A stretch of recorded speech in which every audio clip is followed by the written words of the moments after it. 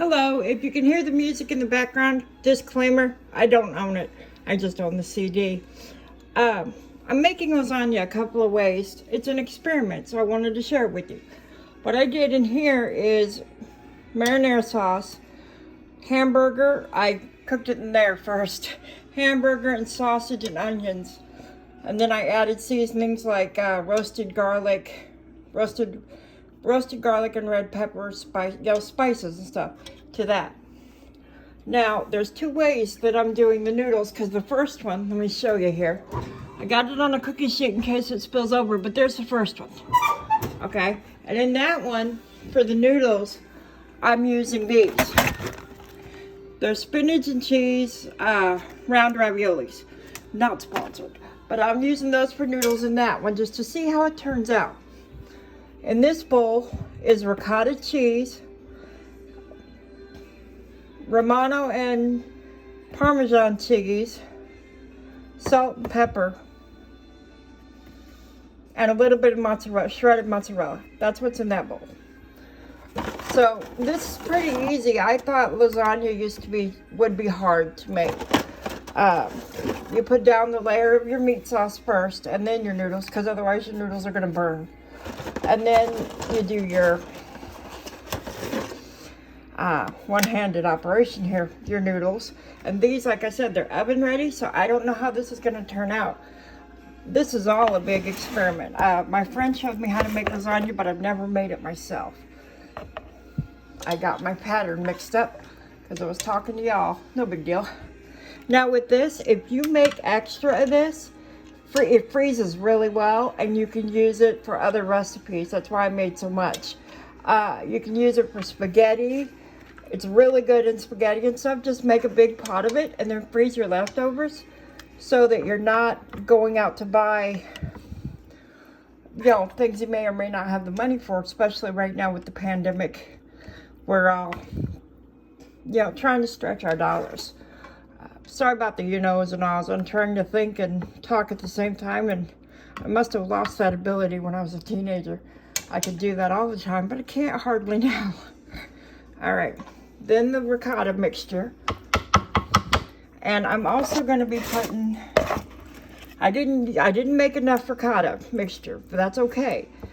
You use what you got. And if you don't have a lot, that's fine. You can also change things up. In here, this bag is provolone and mozzarella cheese.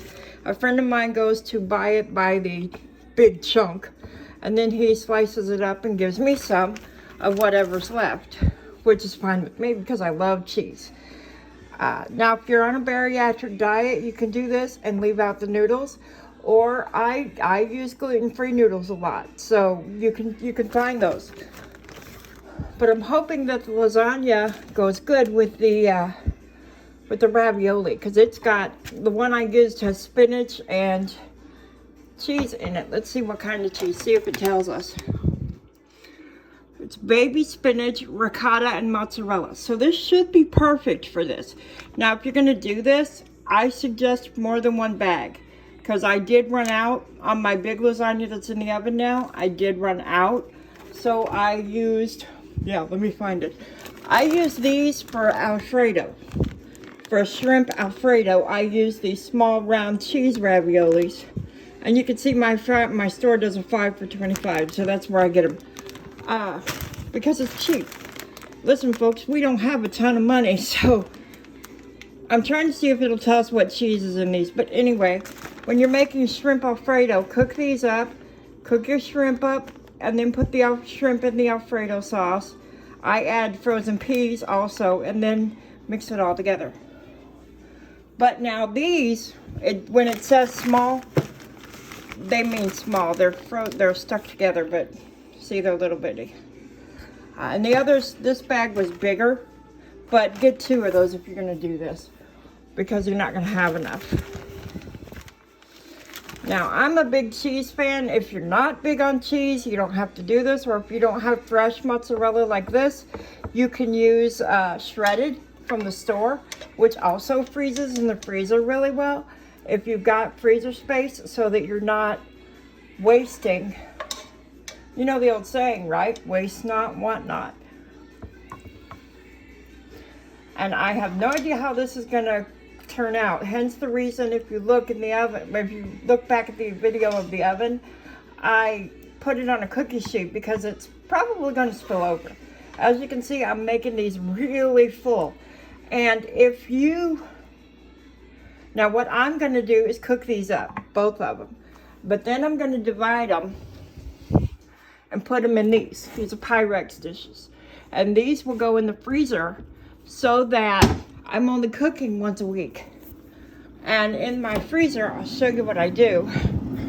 This is beans and ham and beans. I used 3 or 4 different kinds of beans because I had little bits of each one, so I just threw them in together. Now what I do on these is I soak them overnight, and then I rinse them, and then I boil them first, and then throw that water out, rinse them again, and then cook them. And I add a potato. My grandma taught my mom that. Add a potato when you're cooking them, or a carrot, or whatever you got. Potato works best, starchy. And just leave it whole, plop it in there. And when you get your beans done, remove the potato and throw it away.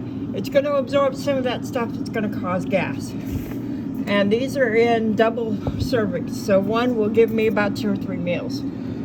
This is chicken, shredded cooked chicken, chili, salsa chicken. I eat a lot of chicken. Chicken and dumplings. And then up here, this is pineapple, onions, black olives, and bell peppers. And and there's the pepperoni. That gets put on, these are homemade pizza doughs.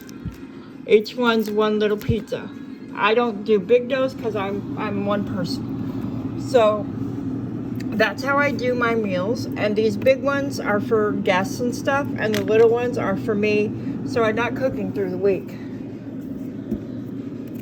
And if you don't want to peel and devein and cook your shrimp and all that, because listen, I'm lazy. I use this, and I always make sure it says tail off. I the littlest work with shrimp as I can. This is already cooked, so you just thaw it by running it under cold water, and then put it in your sauce. Because if you put it in your sauce frozen, it's going to water down your sauce. Now, I like a very saucy lasagna, which is why I use this whole thing of it. So, but that's how I get through, and that can last. And I don't cook until everything that I cooked up previously is finished.